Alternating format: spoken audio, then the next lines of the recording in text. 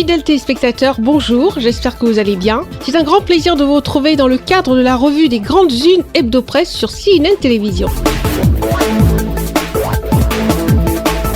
Nous commençons cette revue de presse au Cameroun avec la nouvelle expression qui revient sur l'affaire Martinez-Zogo avec de nouveaux éléments et titres en grande une, Amougou Bellinga aux arrêts. Les arrestations ont eu lieu le 6 février 2023 dans le cadre de l'enquête mixte sur le décès tragique du journaliste Martinez-Zogo il y a 2 semaines. La première est celle de l'influent homme d'affaires Jean-Pierre Amougou Bellinga. Le journal La Nouvelle Expression vous propose dans ses colonnes l'ambiance autour du lieu de la détention de ces autres personnes interpellées. Le quotidien Mutation s'intéresse également à l'affaire Martinez et titre à sa une l'anecdote décapitée. Pour le journal, l'homme d'affaires Jean-Pierre Amougou Bellinga et 3 de ses proches collaborateurs ont été arrêtés très tôt le matin du 6 février 2023 avant 6 heures. Ils sont auditionnés au secrétariat d'État à la Défense où sont concentrées les enquêtes depuis l'instruction de la commission d'enquête mixte police-gendarmerie par le chef de l'État. Présent en kiosque, le quotidien Émergence parle aussi de l'affaire Martinez-Zogo et va plus loin en profondeur en faisant savoir que dans la foulée de l'arrestation du pape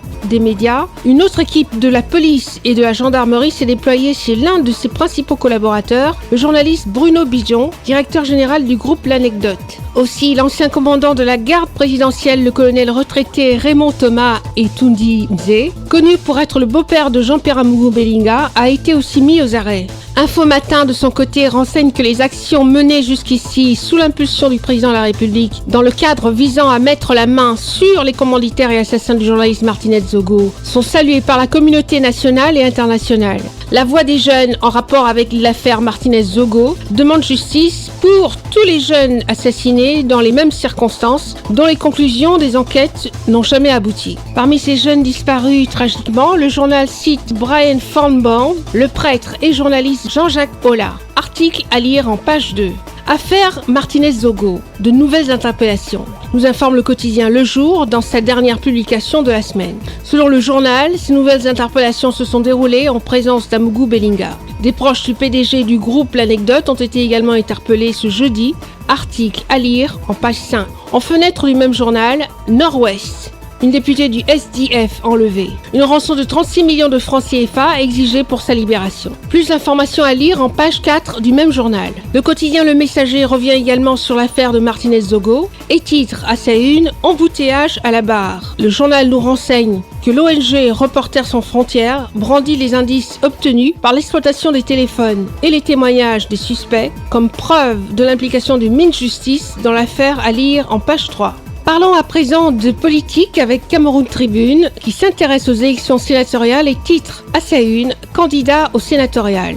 Après la publication des listes de candidatures retenues, le journal Cameroun Tribune s'interroge sur le profil des différents candidats. Certains ont déjà une certaine notoriété, tandis que d'autres sont encore inconnus jusqu'ici de la scène politique. Ils ont tous une même ambition, faire leur entrée au Sénat à l'issue de l'élection du 12 mars prochain. Le portrait de quelques candidats en pages 4 et 7 du journal. Restons avec Cameroun Tribune qui, dans sa dernière publication de la semaine, s'intéresse à la fête de la jeunesse et titre à sa une « 11 février, tapis rouge aux jeunes ». La 57e fête nationale de la jeunesse se célèbre ce samedi à travers le territoire national. Ce sera l'apothéose d'une série de manifestations avec, pour point d'orgue, le message du chef de l'État à la jeunesse et le défilé. Découvrez le focus sur les 10 centres d'intérêt qui participent à l'épanouissement des jeunes Camerounais en page 3 du journal.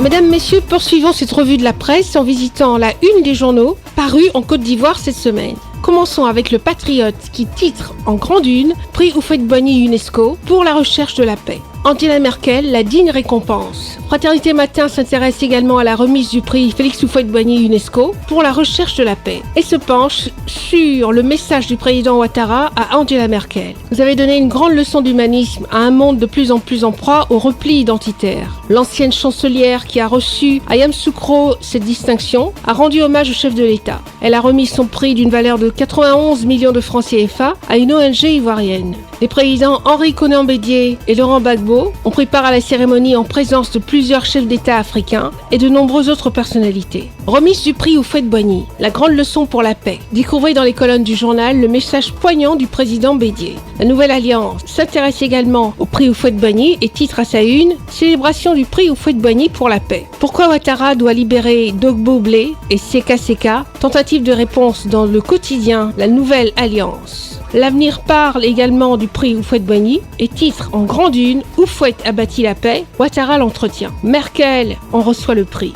Bédié, Gbagbo envoie un message fort à la ville et au monde. Plusieurs chefs d'État en pèlerinage en Côte d'Ivoire. Pour le quotidien Le Jour, c'est un pari réussi pour le président de la République. Angela Merkel, baptisée Mamie Adjoa, découvrez tout sur son parcours professionnel et politique dans les colonnes du journal. Au Bénin, le quotidien Le Grand Regard titre en grande une « Contrôle de l'action gouvernementale sous la 9e législature ». Patrice Talon amorce une fin de mandat pimentée. En matière de proposition de loi, l'opposition a très peu de marge de manœuvre au cours de la 9e législature de l'Assemblée nationale qui s'ouvre le 12 février 2023. Étant en minorité, les députés du parti de l'opposition, les démocrates, ne pourront pas constituer un obstacle aux lois proposées par la majorité pour accompagner le programme d'action du gouvernement. Alors le contrôle de l'action gouvernementale sera certainement le fort de l'opposition. Ainsi, les 3 dernières années du second mandat du président Patrice Talon s'annoncent pimentées. Le quotidien béninois Le Chasseur Info de son côté parle du BEPC, session 2023. Les indications pour réussir l'inscription en fenêtre du même journal. Fonction publique, 45 officiers et fonctionnaires de la police républicaine à la retraite en 2024. Renforcement du système de protection des enfants. Le Bénin se dote d'une plateforme numérique de gestion des centres d'accueil et de protection des enfants.